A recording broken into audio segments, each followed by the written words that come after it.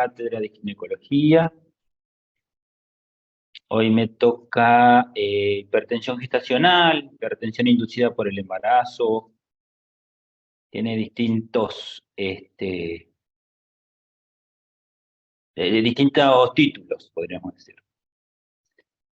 Existen sociedades científicas en investigación de esta entidad. La Sociedad Argentina de Hipertensión y Embarazo, la Sociedad Norteamericana.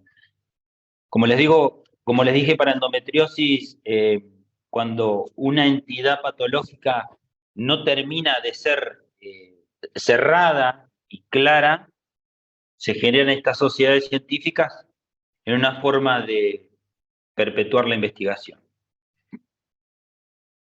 Les voy a compartir la pantalla.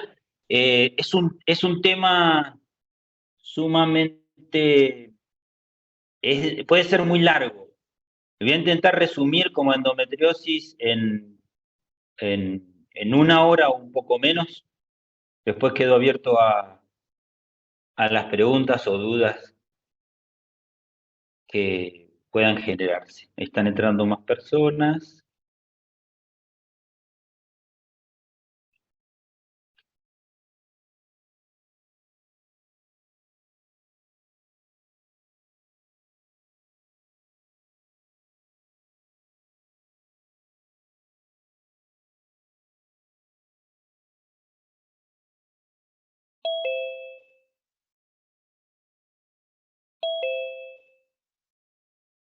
Ahí está.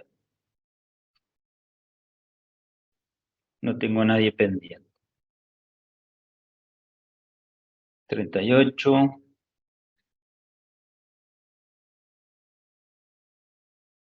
Voy a compartir la pantalla. Prefiero ir un poco rápido el inicio de las diapositivas, para centrarme un poco más en diagnóstico y tratamiento, la fisiopatología, los factores de riesgo eh, son bastante concretos. Prefiero que saquen el provecho máximo. No sé si lo están viendo en pantalla completa. Hola, profe. Ahora, Sí, ahí se ve. bárbaro. Bueno, estados hipertensivos del embarazo es la temática de hoy. Tiene un gran impacto poblacional. Los países del primer mundo, desde el fines del siglo pasado, que ya tenían la problemática, nosotros teníamos más la problemática en obstetricia con respecto a prematurez y a problemas consecuentes de los abortos o interrupciones de los embarazos. Hoy la Argentina ya está más alineada con respecto a las patologías de hipertensión gestacional y prematurez. En obstetricia en general, casi todas las patologías, esto me lo dijo un docente de muchos años, rondan el 10% son las prevalencias, más o menos 5%. Y los cuadros hipertensivos del embarazo son el 10% de los embarazos, que significa que una de cada 10 embarazadas lo pueden padecer. Ahora bien, esta estadística es un subregistro. Se estima que es mayor el porcentaje. En esta probabilidad de que hay subregistros, puede llegar a ser el 30% de las complicaciones de los embarazos de hipertensión. Ya empezamos con algunas definiciones, que es preeclampsia. La preeclampsia complica casi, fíjense que hasta el 14%, por lo tanto, si hay un subregistro, preeclampsia tiene un gran impacto. Se estima que el 25% de las hipertensiones gestacionales van a evolucionar a una preeclampsia, o sea, un tercio o un cuarto de las hipertensiones, las mujeres con hipertensión gestacional pueden evolucionar a esta complicación agravada de la hipertensión. El 30% aproximadamente se dan embarazos múltiples. ¿Por qué? Porque en esto que yo le decía, la fisiopatología es muy compleja y la fisiopatología está en la placenta, Por lo tanto, a mayor volumen placentario, o sea, gestaciones múltiples, mayor probabilidad de padecer la patología. Mujeres con enfermedad diabética, dado que todo es un proceso proinflamatorio y la diabetes incluye el síndrome metabólico y diabetes, un proceso proinflamatorio. Y las mujeres con hipertensión crónica. Disculpen que están ingresando personas, creo.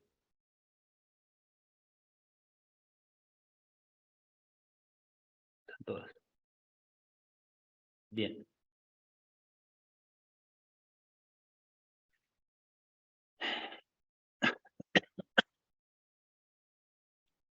El 66% de los casos ocurren en embarazadas que nunca tuvieron un embarazo, o sea, como factor de riesgo, haber tenido una preeclampsia hace que se aumente la probabilidad de embarazos futuros, pero la mayoría van a ser mujeres y principalmente mujeres de baja edad las que pueden padecer esta entidad. Y en la Argentina es la tercera causa de muerte materna, llevándose el 14% de las muertes, siendo la sepsis y las infecciones, por ahora, junto con el aborto aún, las dos primeras causas de muerte materna.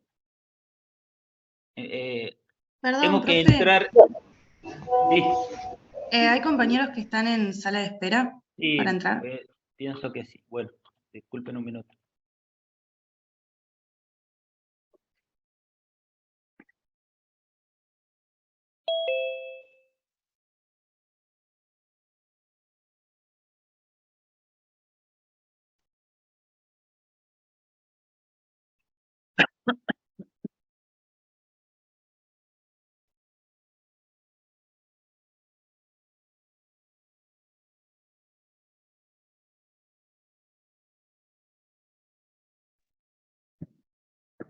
Profe, Comenzando con...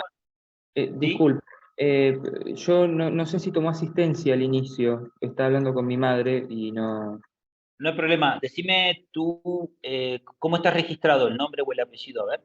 Severini, con S y B corta. Lo Con escribo acá. ese, ahí te busco.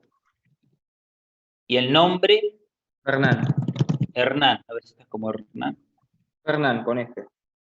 Ah, Fernán Severini. Sí, sí, te tengo registrado. Gracias. Profe, yo también recién acabo de entrar.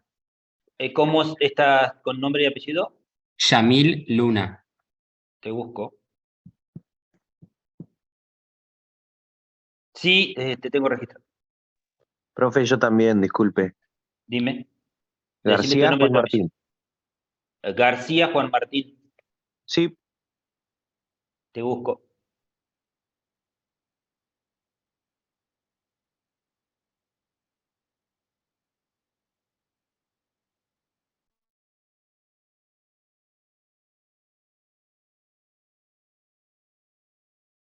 Ahí estás ingresado en el presente. muchas gracias. De nada.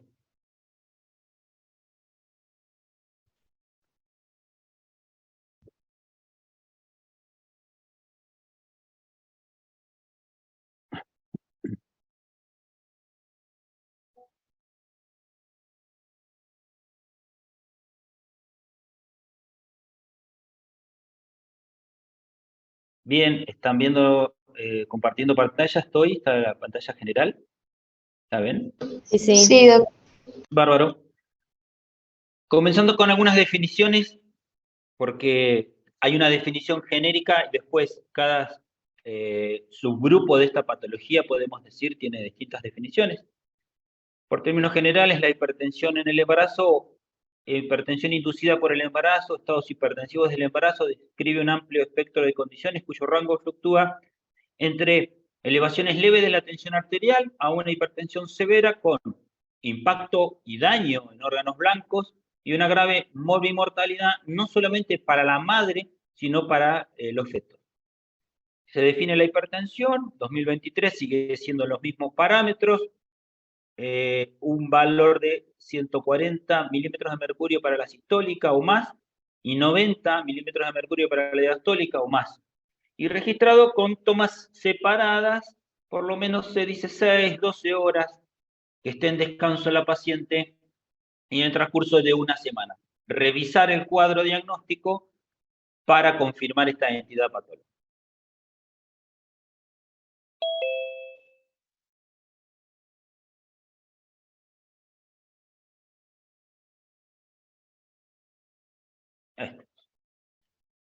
Hay una clasificación, así que haciendo como un desglose de esta definición genérica, a medida que se va complicando o se van agregando algunos otros signos o síntomas o estudios complementarios dando positivo para esta subclasificación, tenemos lo que es la preeclampsia en leve y grave, la hipertensión crónica, o sea, la mujer que previamente tiene hipertensión y queda embarazada, una preeclampsia sobreimpuesta a esta hipertensión crónica, la eclampsia y el síndrome de HELLP. La hipertensión gestacional repite la definición de los valores más de 140-90 milímetros de mercurio, con varias tomas separadas, por primera vez diagnosticada de las 20 semanas en adelante. Cuando es antes de las 20 semanas o previo al test de embarazo positivo, estaremos frente a una hipertensión crónica. Entonces, el punto de corte para diferenciar hipertensión gestacional de una hipertensión crónica, o sea, previa al embarazo, son las 20 semanas de gestación. El diagnóstico de hipertensión es confirmado si se ha tomado la tensión arterial y retorna a los valores normales luego de las 12 semanas postparto.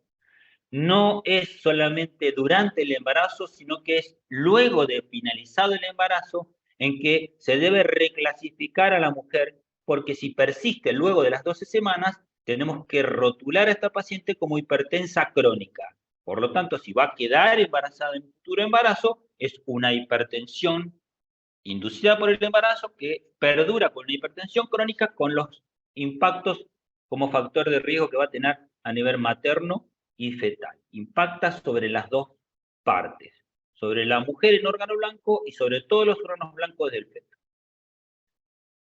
La segunda clasificación en el grupo de clasificación, esto no tiene mayor o menor importancia, no es que va en progresión, sino que son variantes dentro de estos cuadros hipertensivos. Está la preeclampsia, la más nombrada, la de evolución de la hipertensión a la preeclampsia, muy frecuentemente, esto que les digo, 25% de probabilidad, que es el desorden ya multisistémico que se manifiesta a partir de las 20 semanas de gestación, con valores de tensión arterial por arriba de 140-90 para sistólica y diastólica, asociado acá a un estudio complementario que es la proteinuria, o sea, presencia de proteínas en la orina.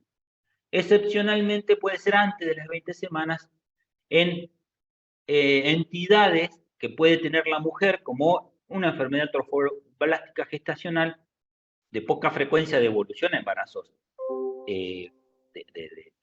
maduros, con fetos maduros, pero sí una entidad que es el síndrome antifosfolipídico, que son anticuerpos generados por el cuerpo de la mujer con impacto a nivel vascular.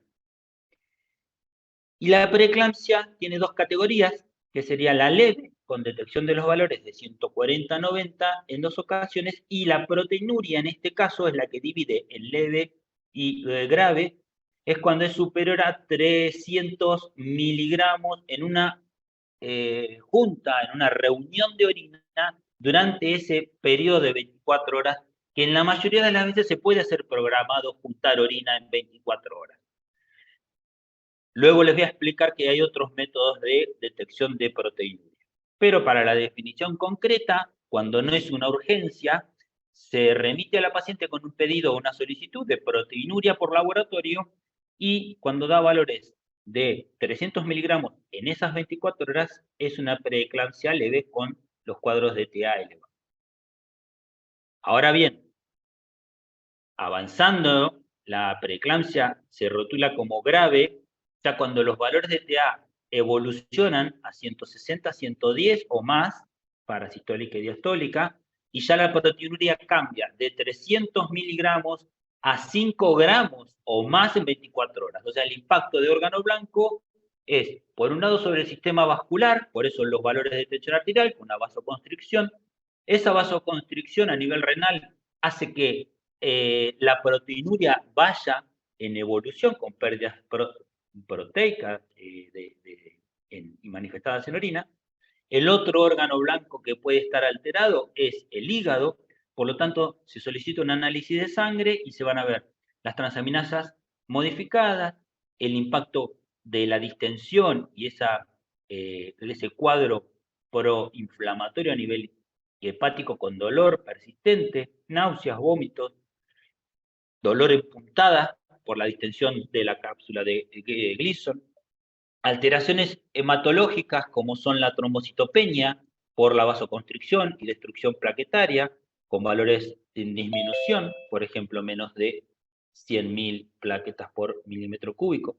Destrucción de los glóbulos rojos con manifestación en un frotis de hemólisis y como un cuadro ya más complejo se desencadena toda la cascada de coagulación y un cuadro de coagulación intravascular diseminada. La función renal también se manifiesta con una creatininemia, un valor de creatinina elevado, más de 0.9 miligramos por decilitro, y esa vasoconstricción renal de arterias renales puede provocar una oligoanuria con valores bajos como menos de 50 mililitros por hora. Como otro órgano blanco de impacto y consecuencias es la alteración del cerebro con alteraciones neurológicas.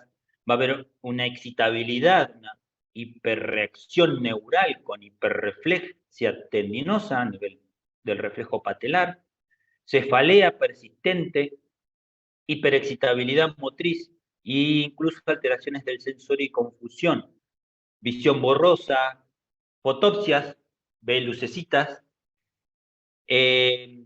diplopía e incluso le molesta la presencia de la luz, una fotofobia.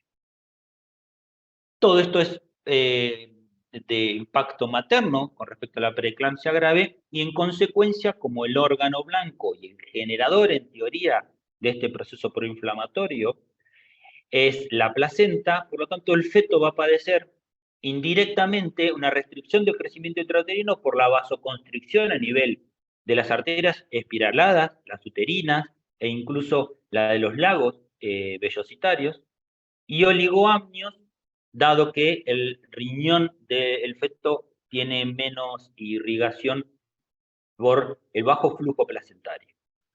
Como complicación protrombótica de esta entidad, recuerden la trombocitopenia, la hemólisis, la coagulación intravascular diseminada, hay un impacto a nivel vellositario, a nivel de los lagos placentarios, con destrucción vascular y creación de hematomas, por lo tanto se desarrolla un desprendimiento placentario, cianosis, edema agudo de pulmón a nivel materno, y no solamente a nivel placentario provoca una destrucción, sino que esa vasoconstricción también provoca focos de isquemia. Cuando hay una entidad patológica de estas características, la placenta suele llevarse a estudio histopatológico y se ven focos de necrosis a nivel placentario, focos hialinizados, focos, habitualmente el color rojo vinoso de la placenta por su gran vascularización, va a mostrar un moteado color amarillo nacarado.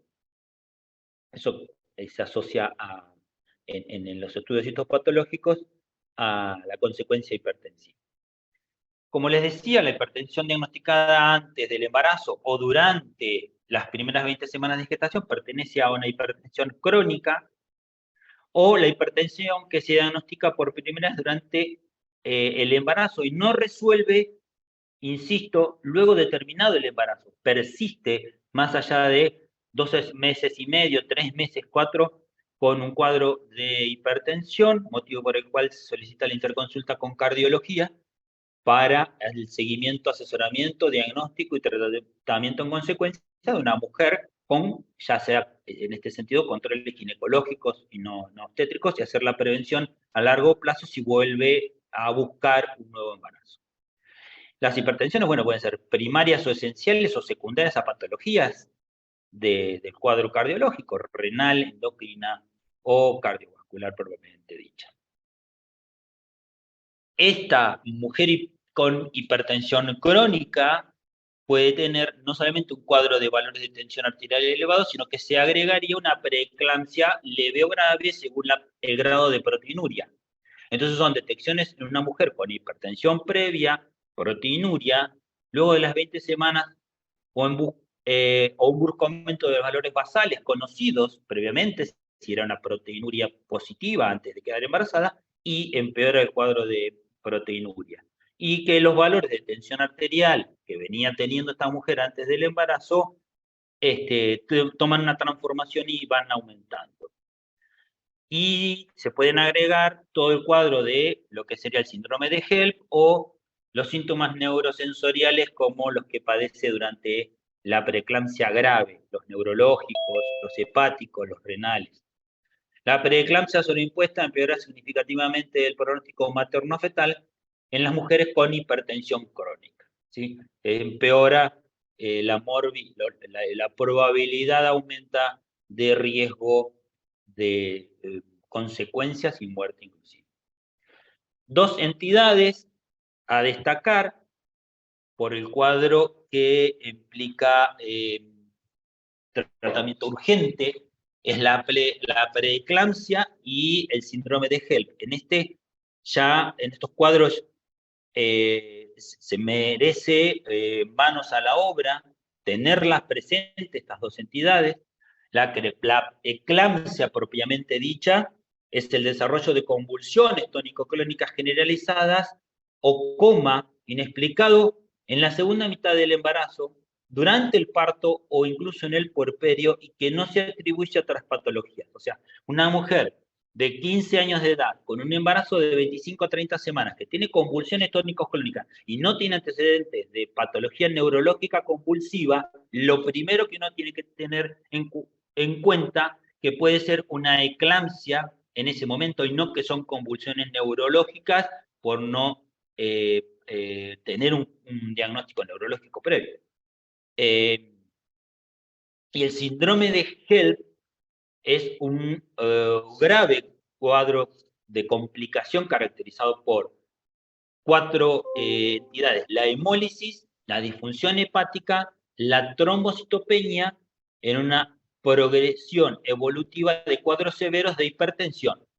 Tiene que tener entonces la hipertensión con el impacto en los órganos blancos, como sería vascular con la hemólisis, hepática con la movilización de enzimas y a nivel plaquetario y trombótico con la trombocitopenia. Los factores de riesgo que ya estuve mencionando anteriormente, los pondero en esta tabla, les damos su peso y considerar que los anticuerpos antifosfolipídicos son los que mayor riesgo dan a la mujer con respecto a padecer preeclampsia. El anticuerpo antifosfolipídico se relaciona con abortos a repetición, no solamente con padecer preeclampsia. En general, con 2 abortos espontáneos, una mujer amerita el estudio de estos anticuerpos, ya que tienen un tratamiento antitrombótico específico y es rama de la interconsulta con un médico hematólogo la consejería y el seguimiento de estas mujeres. Haber tenido una preeclampsia previa lleva al riesgo a 7 veces más, diabetes, hipertensión familiar, las edades extremas, ya sea ser nulípara, o sea, nunca haber tenido un embarazo y baja edad, y las multíparas con alta edad, o sea, mujeres mayores de 40 años. Las mayores de 40 años, la teoría es que a medida que avanza la edad, tanto hombres y mujeres, las probabilidades de hipertensión o diabetes y otras patologías cardiovasculares están en aumento. Por lo tanto, se asocia a que si una mujer de más de 40 años quede embarazada, tenga más riesgo de preeclampsia. ¿Qué ocurre con las mujeres de baja edad?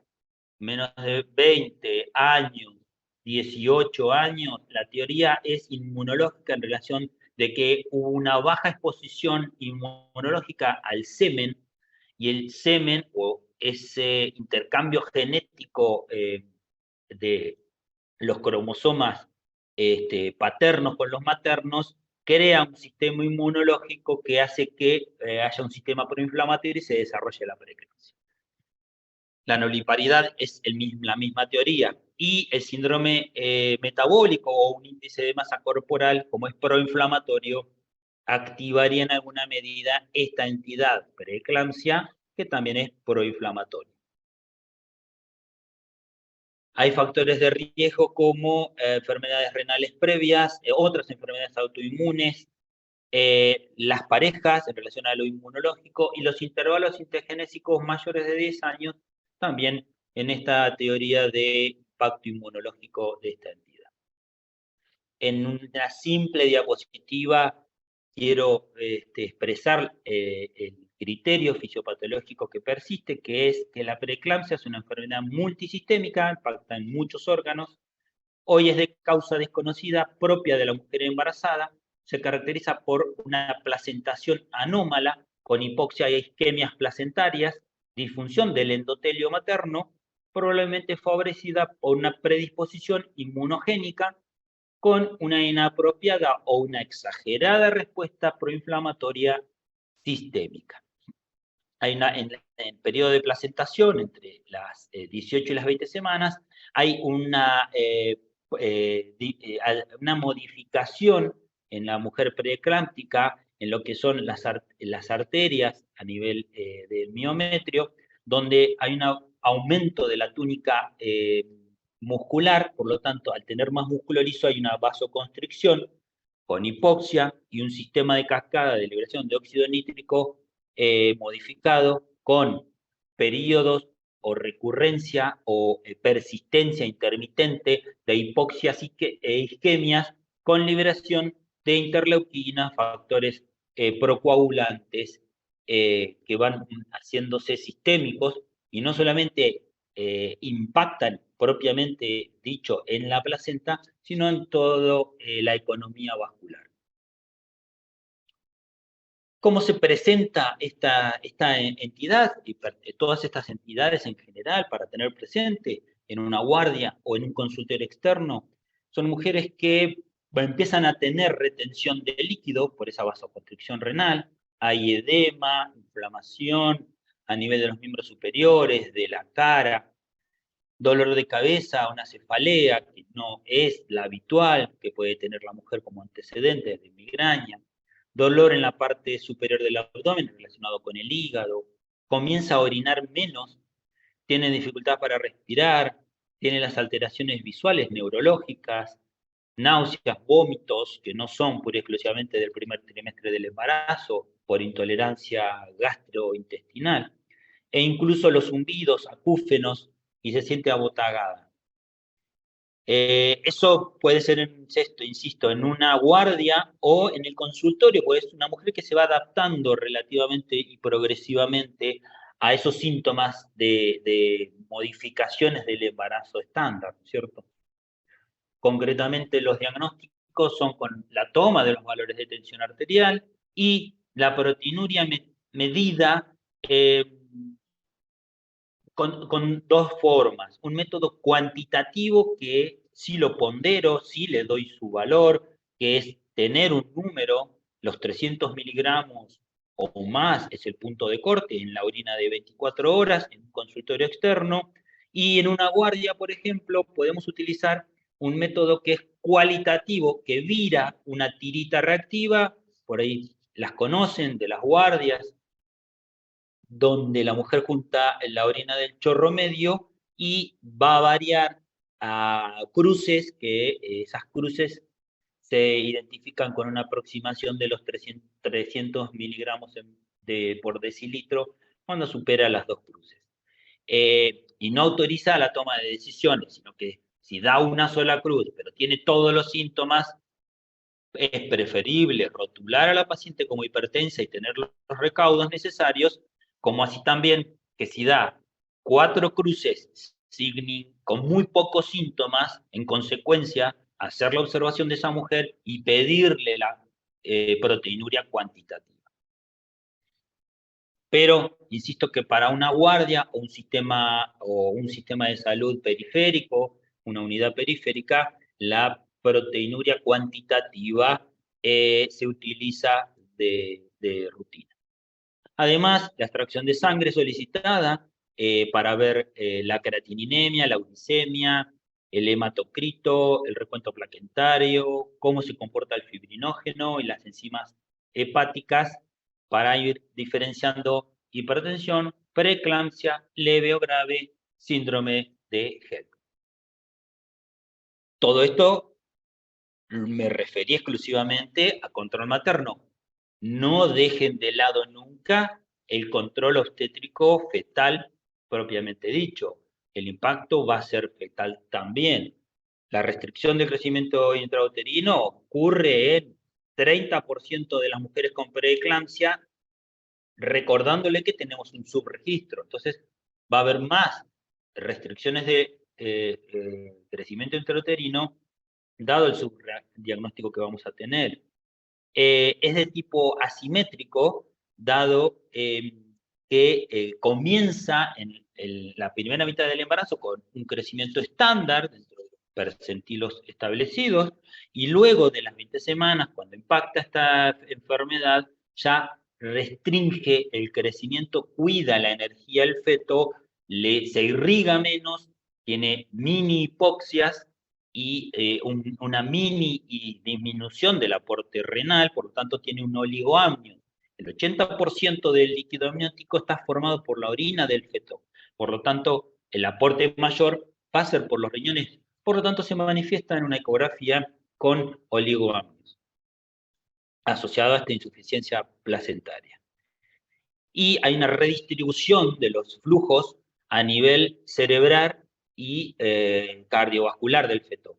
Va a haber una vasodilatación, cuando se hace una medición por Doppler, de las arterias cerebral media, que es la que se mide, y de las coronarias, que habitualmente no se miden, pero el feto lleva un mecanismo compensador de una vasodilatación para cuidar estos dos órganos críticos. La ecografía obstétrica de medición de crecimiento fetal y de órganos y evaluación morfológica se complementa con la evaluación Doppler, que es la medición de los flujos en la arteria umbilical, y las embarazadas de alto riesgo ha permitido predecir la morbimortalidad perinatal. Podríamos decir que se utiliza de rutina ante la sospecha. Estudios en pacientes con preeclampsia demostraron que la ausencia de la diástole en la arteria umbilical, o sea, que se colapse la arteria, podríamos decir, el flujo reverso, o sea, que se invierta en la dirección del flujo en diástole, se correlaciona con hipoxia de acidosis metabólica fetal y son signos de un mal pronóstico. Estaríamos hablando de que el flujo sanguíneo no evoluciona con la corriente estándar, sino que se hacen stop con cada latido. Imagínense, latido a una frecuencia de 140 latidos por minuto, que el feto esté con este mal dicho históricamente sufrimiento fetal. Ya no se utiliza más la palabra sufrimiento fetal. La evaluación obstétrica también incluye ya más programado con el diagnóstico de hipertensión o preeclampsia del monitoreo electrónico fetal, que consta de un elemento que también utiliza ultrasonido, como la ecografía. Tiene dos detectores, uno de el latido cardíaco del feto y el otro es una presurometría de las contracciones uterinas. Y es recomendado el monitoreo electrónico fetal principalmente a nivel intraparto en pacientes que ingresan con un diagnóstico previo de preeclampsia. En forma ambulatoria no ha demostrado que baje el riesgo o la morbimortalidad materno-fetal. Puede usarse o puede no usarse, que no va a tener un cambio en esas probabilidades. Complementariamente, hacer una evaluación y una interconsulta con el cardiólogo, con un electrocardiograma y la evaluación consecuente. Como hechos los diagnósticos, teniendo presente los factores de riesgo, teniendo presente la edad gestacional, porque va a ser un punto crítico. No es lo mismo tener una preeclampsia grave en una mujer a las 25 semanas de embarazo con un feto de 700 gramos, que tener una preeclampsia grave en una mujer de 34 semanas con un feto de 2.800 gramos. ¿Sí? La viabilidad de ese feto es mayor. Por lo tanto, a embarazos más pequeños, la incubadora biológica, en este caso el útero de la placenta, sería la ideal hasta que muestre su claudicación funcional y necesiten una extracción del feto en ese ambiente que no es el ideal. La hipertensión crónica, buscamos al tratarla con una mujer que viene con antihipertensivos, evitar que desarrolle crisis o picos hipertensivos, permitir que el embarazo se prolongue en las semanas para tener un feto viable y ajustar el tratamiento antihipertensivo que viene indicado previamente.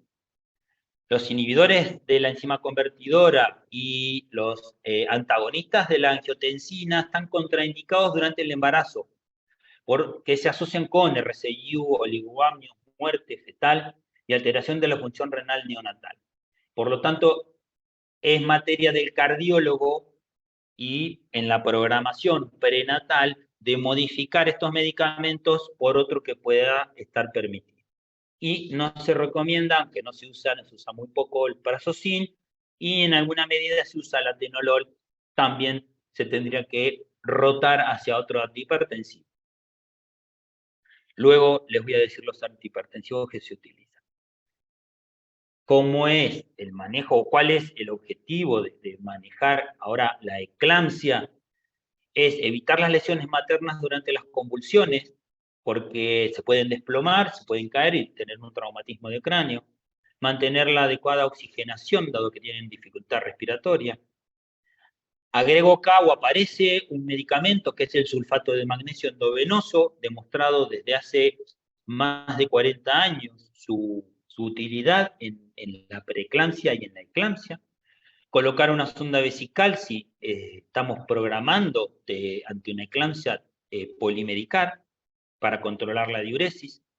Controlar los valores de tensión arterial, agregar el medicamento antihipertensivo ante la sospecha de eclampsia. No solamente hay que tratar las convulsiones, sino pensar de que estamos frente a un cuadro de hipertensión y ya en ese momento tenemos que ir regulando esos valores de hipertensión con la betalol, hidralazina, en esquemas endovenosos y si lo permite, nifedipina vía oral, para que esté vigil. En los casos refractarios a estos tratamientos hay que evaluar ya interviniendo otra especialidad, que sería la terapia intensiva, de agregar el nitroprusiato de sodio, dado que en obstetricia no tenemos el uso rutinario de estos medicamentos, entonces estos cuadros graves ameritan la interconsulta con un terapista.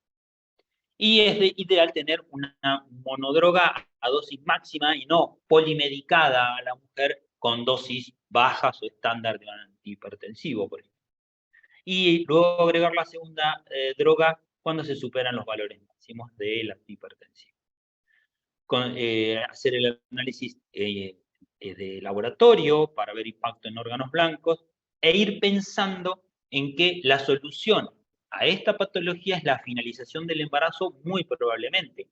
Entonces evaluar en qué momento ideal es la interrupción del embarazo, parto ante un periodo expulsivo encajado, o sea, si se agrega que está en el periodo de trabajo del parto, proseguir con el parto, no hace falta transformarlo en una cesárea de urgencia siempre, y sí transformar o hacer una cesárea de urgencia cuando estamos con cuadros severos a nivel materno o a nivel fetal.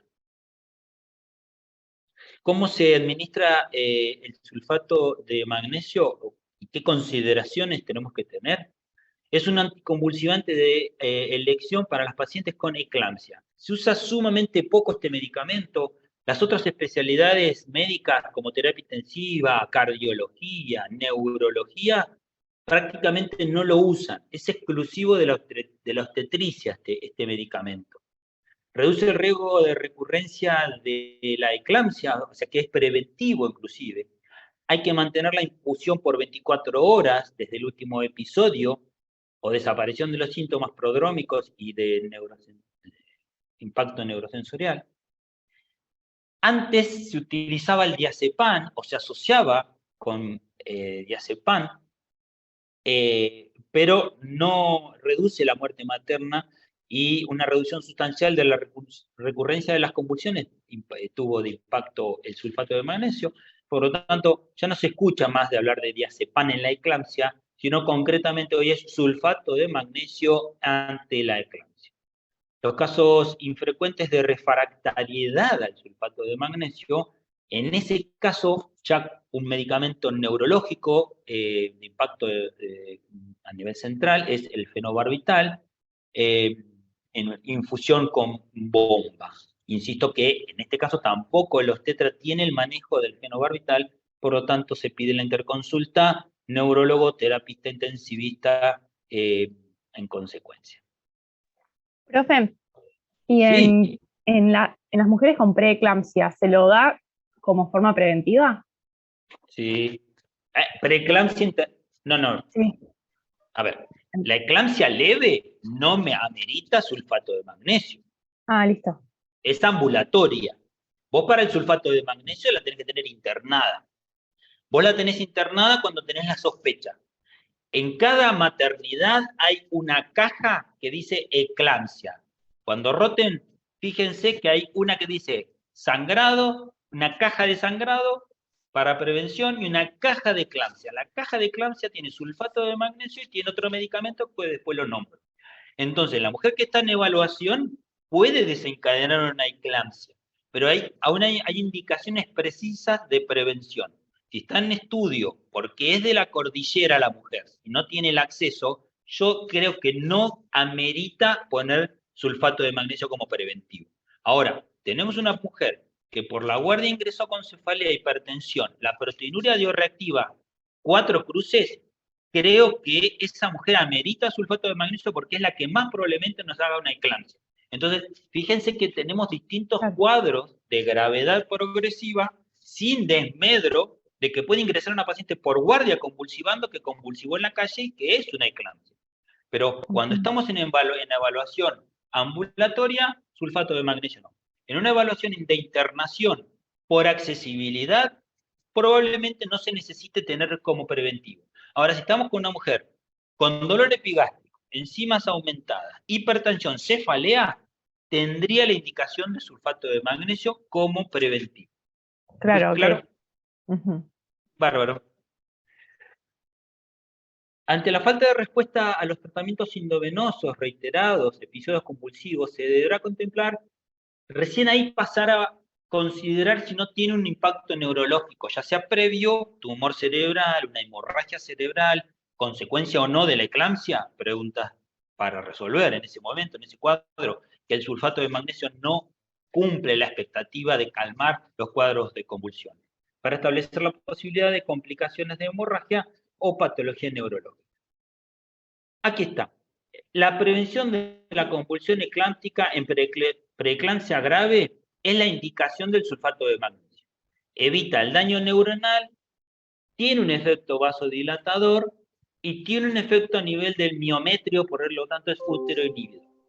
Sin perjuicio, inclusive está estudiado esto en los años posteriores a los recién nacidos y no se ha visto que el sulfato de magnesio provoque alteraciones neurológicas, por ejemplo.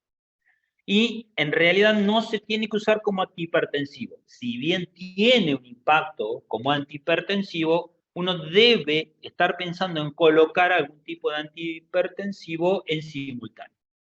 Y no solamente para la prevención de las preeclampsias graves, sino exclusivamente para el tratamiento de la eclampsia. Insisto, en relación a la pregunta, que si tenemos una preeclampsia leve diagnosticada y la paciente está internada inclusive, no tiene una indicación de sulfato de magnesio, pero la caja de tratamiento con ampollas de sulfato de magnesio y gluconato de calcio, que es el antídoto, se tiene en la enfermería y ante un cuadro de convulsiones en esta mujer que está internada y está estudiada porque cursa un embarazo de 22 semanas y el feto pesa 400 gramos y no lo interrumpiríamos porque no se amerita, y hace convulsiones, lo primero que uno tiene que pensar es que está frente a una eclampsia y no que es una mujer con un tumor cerebral, y le agrega el sulfato de magnesio y cambia el diagnóstico, y de preeclampsia leve no pasó a preeclampsia grave, pasó de preeclampsia leve a eclampsia, o incluso puede ser un síndrome de HELP. Por eso que no hay un escalonamiento, sino que se pueden saltar. Incluso puede ser una mujer con hipertensión crónica que hace un síndrome de HELP a las 3 semanas de terminado el embarazo, y que está descrito se ve síndromes de HELP en mujeres con hipertensión crónica que llevan adelante un cuadro de hipertensión, pero no pasan por la preeclampsia y debutan como complicación con un síndrome de HELP en el puerperio. Ahora bien, los terapistas o los cardiólogos son muy prudentes con el sulfato de magnesio porque es muy tóxico. El rango intraplasmático es muy pequeño para llegar a la toxicidad. Y el efecto adverso es un paro cardiorrespiratorio materno. Hay una secuencia de administración del sulfato de magnesio, esto solamente para que lo tengan presente, esto no es necesario que lleven una tarjetita que no se toma en un examen final. Insisto, en la caja de eclampsia que tienen en las maternidades está dispuesto cómo se administra, porque hay distintas concentraciones en las ampollas del sulfato de magnesio. Vienen del 25%, de 5%, de 10%, y no es lo mismo agregar 25 ampollas o 5 ampollas en el Baxter. El ataque es por gramo, hay que sacar la cuenta, entonces son 5 gramos, administrarlos lentamente, luego de goteo continuo 20 gramos, y durante 24 horas, hasta que y si no se repiten, ¿no es cierto?, las convulsiones. Y si se presenta la recurrencia, se debe repetir un bolo de 5 gramos de sulfato de magnesio. Esa es la forma de administrar. Y de observación, hay que tener un monitoreo de la mujer, porque insisto que el rango de toxicidad la brecha es muy pequeña. Debe garantizarse que el reflejo rotuliano persista, porque como es un neuroinhibidor, bloquearía las funciones neurales. Por lo tanto, hay que tomarle el reflejo y que persista el reflejo rotuliano. La frecuencia respiratoria, controlarla porque termina en un paro respiratorio con la toxicidad, y que orine esa mujer para que fluya y se elimine el sulfato de magnesio. Y cada 30 minutos uno debe tener esos registros en la historia clínica. Si disminuye la diuresis, se debe reducir la velocidad de la infusión. Si no responde a una expansión controlada, o eventualmente luego del uso de furosemida. O sea, uno puede forzar la diuresis. En ese caso, no se usa la furosemida de rutina en la hipertensión. La furosemida se utiliza cuando uno tiene que forzar la diuresis cuando está administrando sulfato de magnesio. La desaparición del reflejo patelar se manifiesta con una magnesemia por encima de 10 a 12 miliequivalentes litro. Por encima de 15 miliequivalentes litro aparece el paro respiratorio. De 12 a 15 miliequivalentes pasa al paro respiratorio. Por lo tanto, este es el miedo que uno tiene al infundir este medicamento, porque puede en simultáneo inhibirse el reflejo patelar e inhibirse la función del diafragma y terminar en un paro respiratorio.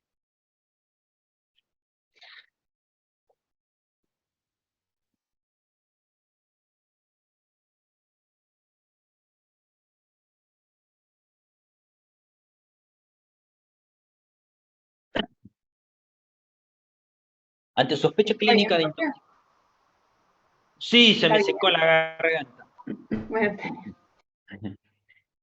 Ante intoxicación por sulfato de magnesio, la sospecha clínica es por la disminución de la frecuencia cardíaca, con una depresión cardiorrespiratoria o una bradicardia.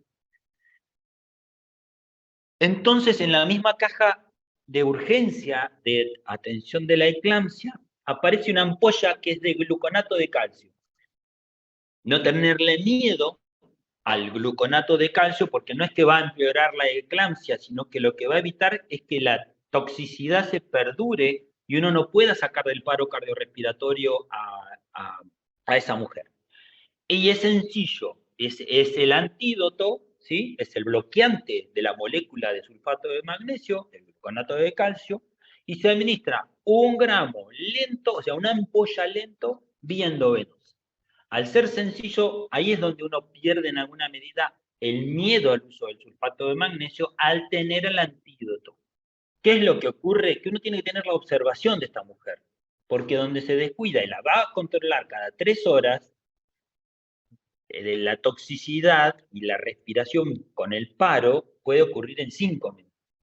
Por lo tanto, a veces incluso se amerita que estas mujeres estén en terapia intensiva y no en el piso de una maternidad, en un piso común. El gluconato de calcio, entonces, se suma con la administración de oxígeno y, en casos severos, proceder a la intubación endotraqueal y a la asistencia respiratoria mecánica si uno ve que ya el cuadro de paro respiratorio está avanzado.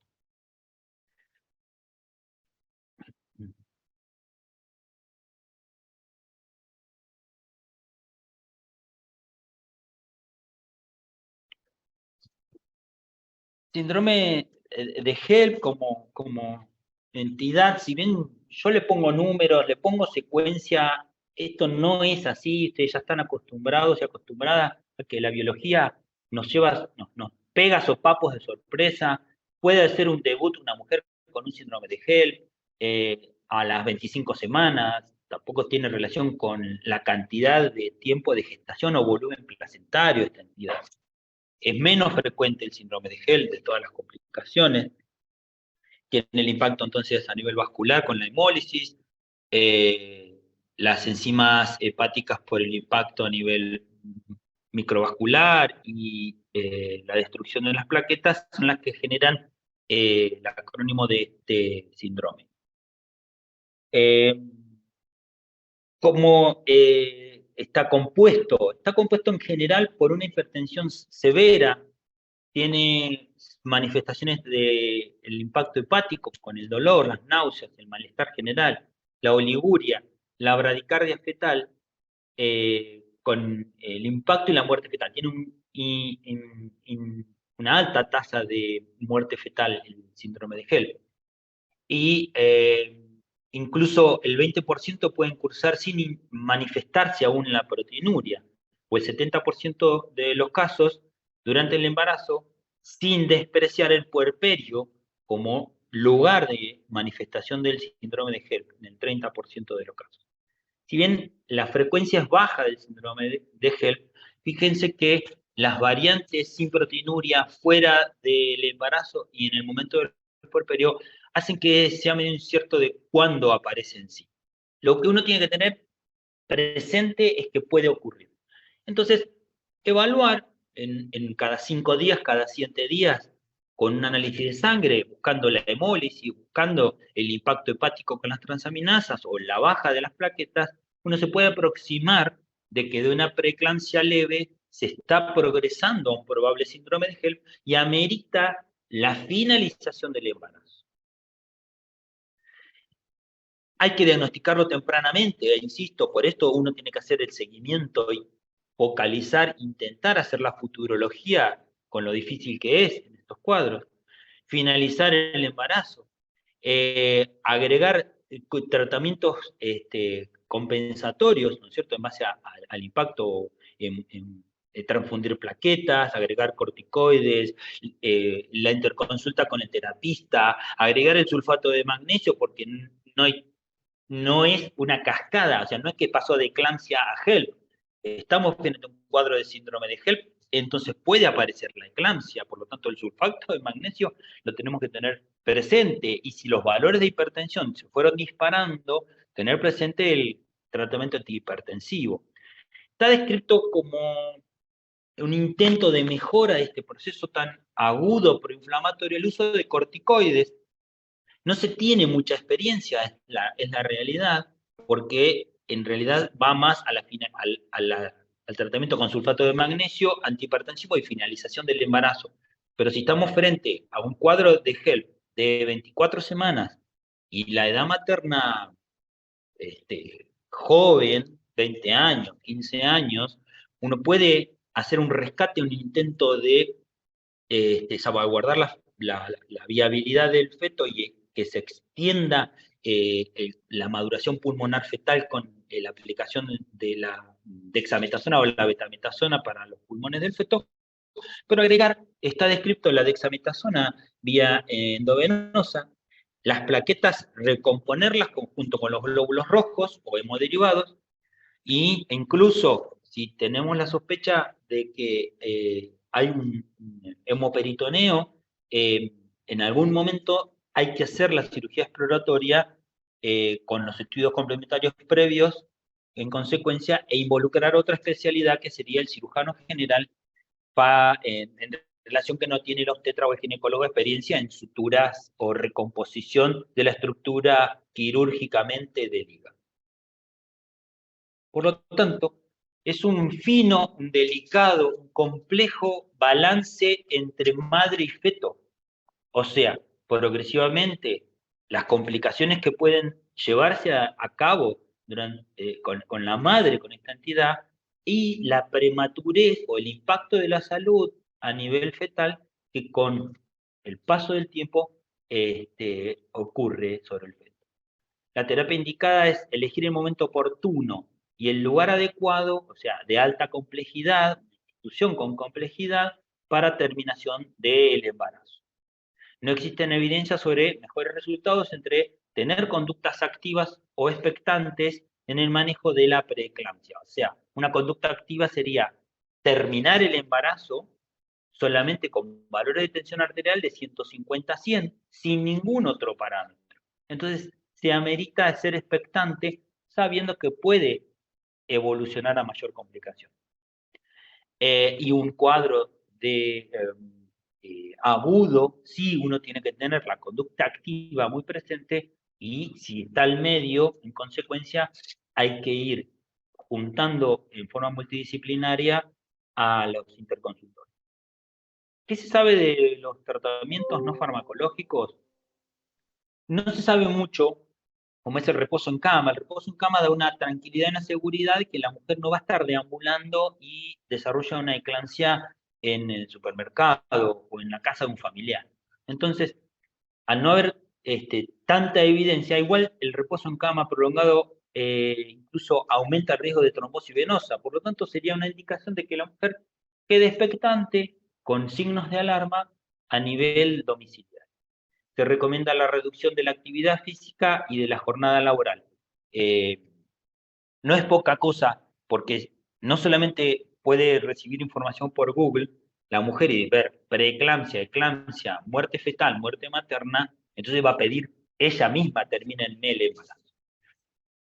Uno tiene que darle las pautas de alarma, puede seguirlo en forma ambulatoria, domiciliaria, porque imagínense que la variante de situaciones es múltiple. Si ocurre en fines de diciembre, fiestas, y la mujer se quiere trasladar para una fiesta, para un fin de año, y tiene una preeclampsia leve en estudio, la indicación es que no vaya, que no se movilice. Eso sería en una forma prudente, no ser alarmista, no internarla porque la fiesta se va a movilizar, sino explicarle que está en un periodo de evaluación y de estudio, de diagnóstico que puede cambiar en unos días. No se recomienda reducir de peso, o sea, no se la manda cuando tiene aumento de peso, que es por acúmulo de líquido, a que baje peso o reducir el aporte, ni de sodio ni de las comidas habituales. Ahora bien, ¿cuándo internar? Porque eso es, les expliqué el manejo ambulatorio, en la urgencia. Acá vamos al gris, al intermedio. En una preeclampsia, en cualquiera de sus formas, leve o grave, la presencia de proteinuria mayor a 300 miligramos en 24 horas podría implicar la internación. Siempre con contexto, insisto. Una mujer que vive en Neuquén Capital, que vive a 10 cuadras, a 20 cuadras de una institución con complejidad pública o privada, una con diagnóstico de preeclampsia leve, podría con pautas de alarma seguirse el embarazo los próximos días o semanas en forma ambulatoria. Ahora, tenemos una paciente que es del interior, donde no hay complejidad, no hay neonatología, no hay terapia intensiva y tiene una preeclampsia leve, ameritaría nuclearla a un lugar de complejidad. Implica una enfermedad avanzada, si implica que está avanzando y si el inicio de la fase inestable en la que la salud del feto y la madre pueden deteriorarse en forma impredecible, es el motivo por el cual uno tendría que tener estos signos de alarma presente propio y desarrollarlo no solamente en la mujer, sino en el entorno que le va a dar el contexto a esta mujer, y que si lo ideal es en forma ambulatoria, le quitamos todo un dramatismo al inicio del diagnóstico, ¿sí? Internar, entonces, cuando los valores de hipertensión son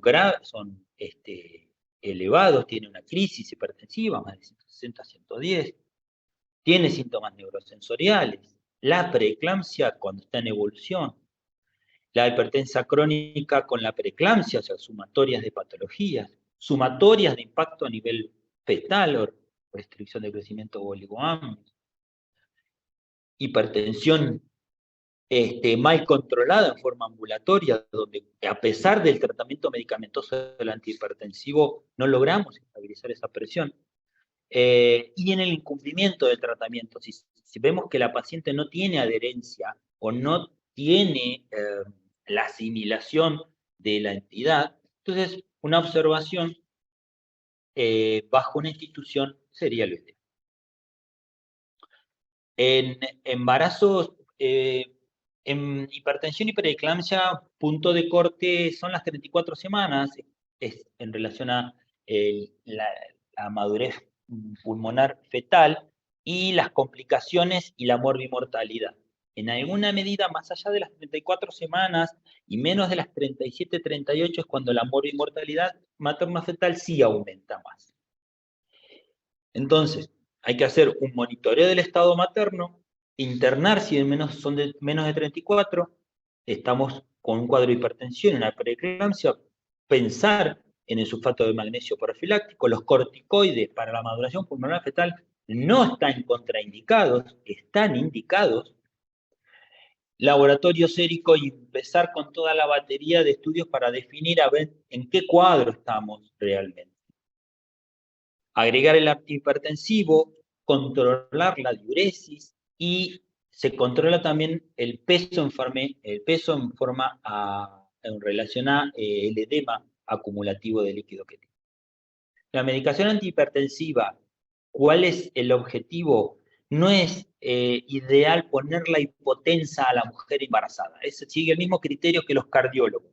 Si está en 160, no hay que ponerla en 110 a la sistólica. Si está en 160, con que uno lo baje a 150, 140 y progresivamente, no va a provocar una vasodilatación descompensadora en consecuencia. Reduce el riesgo del desarrollo de la hipertensión grave, medicar con el antihipertensivo, entonces nos quedaríamos dentro de un rango de hipertensión leve o moderada, aunque no previene el riesgo de que desarrolle una preeclampsia ni que haya mayor mortalidad perinatal. ¿Por qué? Porque aplica otros impactos a nivel trombosis, no solamente es vascular las complicaciones, ¿sí? Sí disminuye las complicaciones maternas, como la hemorragia cerebral, cuando los valores de la tensión arterial sí son más de 160/100. Ese es el otro impacto, ¿sí? A nivel cerebral. ¿Cómo es el tratamiento medicamentoso? ¿Qué drogas están avaladas en forma ambulatoria y sin ser una emergencia en esto del monitoreo domiciliario de una paciente en un contexto que lo permite? Son 3 medicamentos: alfa-metildopa, tiene 50 o 60 años de uso, la betalol debe tener 20, 25 años de uso, y la nifedipina también 20, 30 años de uso. Así que, si hablamos de historia, y al hablar de historia, vemos resultado materno y perinatal futuro. O sea que ya hay hijos de esas mujeres que tomaron alfa-metildopa que tienen hijos, y no se demostró que tengan impacto a nivel fetal. La alfa-metildopa se utiliza hasta 2 gramos de día. La betalol se utilizan hasta 1200 miligramos día, y la nifedipina se usan hasta 40 miligramos día. Estamos hablando de la vía oral y estamos hablando de pacientes no eclámpticas que están descompensadas. En todo el otro espectro de mujeres se pueden utilizar la vía oral. La emergencia hipertensiva, ya la describí con sus cuadros. ¿Cómo es el manejo? Bueno, aquí utilizamos la vía endovenosa muy probablemente. el medicamento que es el ideal y el que está en vigencia en los laboratorios en la Argentina es el labetalol. Y si la mujer lo permite, porque está vigil, es la nifedipina, pero vía oral. Ambas son eficaces y presentan menores efectos materno-fetales adversos que cualquier otro medicamento. Así que, repasando, en forma ambulatoria es alfa-metildopa, labetalol y nifedipina, vía oral. El labetalol viene vía endovenosa, es para la crisis hipertensiva, y la nifedipina, si bien es vía oral, está indicado para la crisis hipertensiva. También están indicadas la hidralazina, pero la hidralazina en la Argentina es muy varía mucho el ingreso. Es un fármaco que viene del exterior, a veces ingresa, otras veces no ingresa, no está ingresando, está en las normas, y cuando se usa vía endovenosa. Esa este, la cualidad que tiene, ¿sí? Que ante una mujer que está obnubilada y que se puede broncoaspirar por la toma de comprimido y hay que dejarla en ayuno por algún motivo, se utiliza la vía endovenosa. Y la adrenalacina no la vamos a tener en el mercado. Sí existe la clonidina. La clonidina es un medicamento, un bloqueante neurológico, alfa-beta, que se usa vía endovenosa y solo cuando no se cuenta con las drogas anteriores, ¿sí? No es de primera línea la clonidina. Hace 20, 30 años sí era de primera línea, pero eso cambió. Ante la mejora de los valores de la tensión arterial en una crisis, comenzar simultáneamente, en la medida que se pueda, ir pasando de la vía endovenosa a la vía oral con la nifedipina o el labetalol o la alfametildopa. ¿Cuándo finalizar un embarazo? ¿Qué indicaciones tendría ir pensando en que la mujer quede en ayuno, llamar al anestesista, llamar al neonatólogo, en consecuencia armar un equipo multidisciplinario? Si la crisis hipertensiva no mejora con el tratamiento, si la vitalidad fetal se empeora, si la restricción de crecimiento y el Doppler fetal nos muestra que hay un impacto a nivel de la vasculatura fetal con el oligoamnio, si realizó, desarrolló eclampsia a la mujer, si uno sospecha o manifiesta el desprendimiento placentario, uno lo objetiva. Recuerden la diferencia entre desprendimiento placentario prematuro y placenta previa. Y si hay impacto de órgano blanco, como a nivel pulmonar, a nivel renal, a nivel hepático, a nivel neurológico. La vía del parto dependerá del estado de salud de la madre y del feto, y siempre hoy, 2023, y sigue siendo preferible y menos riesgoso el parto vaginal, aunque sabemos que estadísticamente, por muchos motivos, está disparado el índice de realizaciones de cesáreas en eclampsias o fuera de eclampsias, por decisión ya sea de los profesionales o de la misma paciente. Pero apuntando a los trastornos hipertensivos y a la eclampsia, el parto vaginal no demostró que provoque más hemorragias cerebrales en la mujer por hacer Valsalva, por ejemplo. Ahora bien, si el trabajo de parto duele y si la cesárea necesita una anestesia. Entonces, la analgesia materna durante el trabajo de parto puede proporcionar medidas proporcionarse mediante opioides sistémicos o mediante anestesia peridural. O sea, no está contraindicada la analgesia en el trabajo de parto. Lo que sí, estos medicamentos provocan hipotensión. Por lo tanto, recuerden que no tenemos que bajar la presión de 160 a 90 de sistólica. Tener presente y decirle al anestesista que ya está con un antihipertensivo y le bajó a 110, tener presente que esté bien hidratada, que le va a bajar la presión y hay que tener una observación. Cuando está con una coagulopatía o la trombocitopenia, está contraindicada porque la punción provoca un hematoma a nivel de la dura madre, por lo tanto, tendría una indicación de una anestesia general.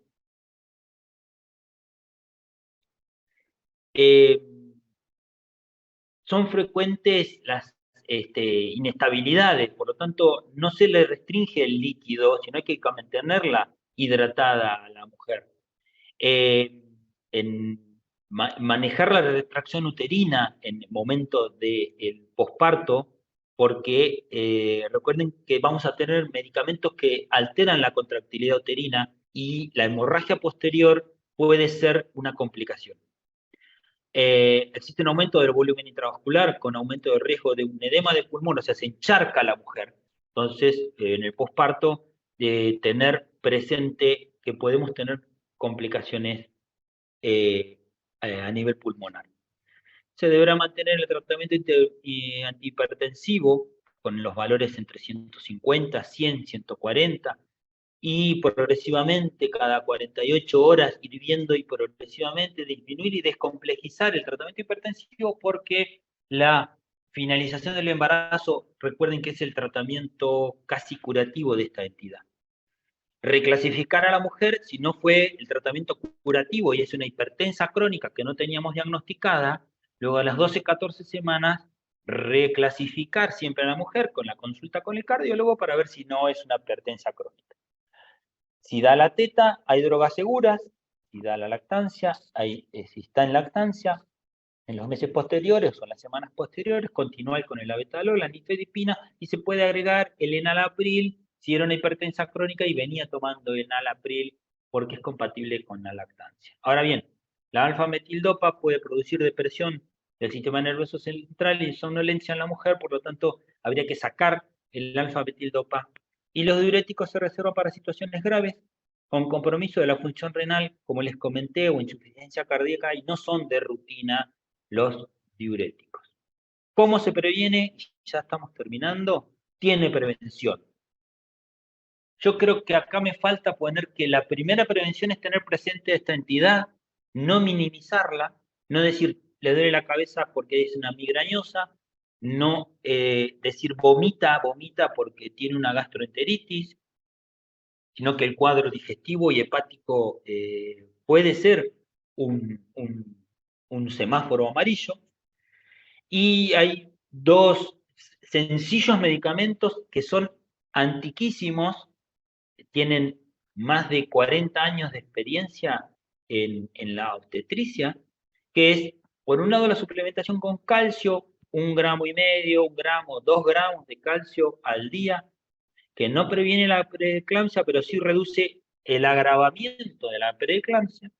Fíjense que dar calcio, no estamos hablando de que sea teratogénico, por lo tanto, no va a ser, me pueden decir, bueno, doctor, no tenemos seguridad de que evite un síndrome de Hell. No, pero es lo único que hay. La aspirina es el otro medicamento, también antiquísimo en la historia, desde que se sabe la teoría de que hay un impacto inmunológico trofoblástico a nivel placentario e inmunológico, que es aspirina. Según el mercado farmacéutico de ese país, fueron los estudios que se hicieron. Hay países que tienen 75, nosotros tenemos de 100 y hay otros países que tienen de 150, por lo tanto la gama es esa es la gama de tratamiento con aspirineta. 100 miligramos en términos medios por día por la noche, para que tenga una buena absorción, y antes de las 16 semanas, o sea, en forma prematura, antes de que ocurra la transformación de las células espiraladas y de la capa muscular. Y está demostrado que reduce en un 18% el riesgo de preeclampsia, el riesgo de parto prematuro en un 9% y el número de muertes perinatales en un 15%. Cada 61 mujeres tratadas con aspirineta, una mujer se beneficia al evitar que tenga preeclampsia. Se recomienda su uso en las mujeres que tengan factores de riesgo elevado de preeclampsia. O sea, en la mujer que tiene síndrome fosfolipídico, por ejemplo, abortos a repetición, esta hipertensa crónica, se le da aspirineta desde el test de embarazo positivo. ¿De dónde sale o cómo se reafirma esta combinación de diagnóstico prematuro o anticipado y uso de aspirineta y la búsqueda o el screening de la preeclampsia? De la ecografía, de los factores de riesgo, de parámetros bioquímicos. Entre mujeres con factores de riesgo se les solicita un control de la tensión arterial, dos marcadores bioquímicos, principalmente la proteína plasmática A, que es de uso bioquímico habitual, menos el factor de crecimiento placentario, no está disponible en laboratorios bioquímicos, hoy es más experimental, pero está demostrado que baja el riesgo al detectarla, y la ecografía Doppler de arterias uterinas, ¿sí? ¿Qué hacen estos, vuelvo para atrás, qué hacen todos estos parámetros en médicos acreditados con la Federación Mundial de Medicina Fetal? Se cargan en una plataforma donde se pondera el riesgo y se van tildando los factores de riesgo, la edad, los valores de tensión arterial, los valores bioquímicos pura y exclusivamente de la papa A, de la proteína A plasmática, y los valores de la resistencia, o sea, de la vasoconstricción o de la vasodilatación que tienen las arterias uterinas. Eso arroja un índice de probabilidad de riesgo. Así fue que se demostró que la aspirineta y el calcio disminuyen estos riesgos. Esto está vigente, se sigue utilizando para uno anticipar a las 11 semanas, a las 13 semanas de qué probabilidad tiene de desarrollar preeclampsia y hacer una ponderación, y si la mujer vive en el interior y no está en un lugar con complejidad sanitaria, ir haciendo el acercamiento hacia un centro de referencia obstétrico y neonatal. Eso es todo. Gracias por escuchar atentamente. Doctor, una pregunta. Estas diapositivas, ¿están descargó a Pedco o las puede enviar? Ahora se las mando a Gabriela. En general las tiene Gabriela y las sube, no hay problema. Yo soy totalmente abierto a compartir la información. Bueno, profe, no, sí que estuvieron muy buenas. Por eso Buenísimo. Muchas gracias. Sí, yo lo comparto, no duden en eso. Ya se lo mando a Gabriela y que la suba a Petco. Siempre hago lo mismo, todo están, pero yo las voy cambiando porque siempre les voy leyendo y le agrego, pues si no, Claro. repito y me aburro.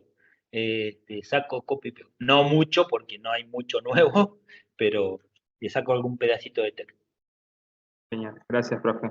De nada.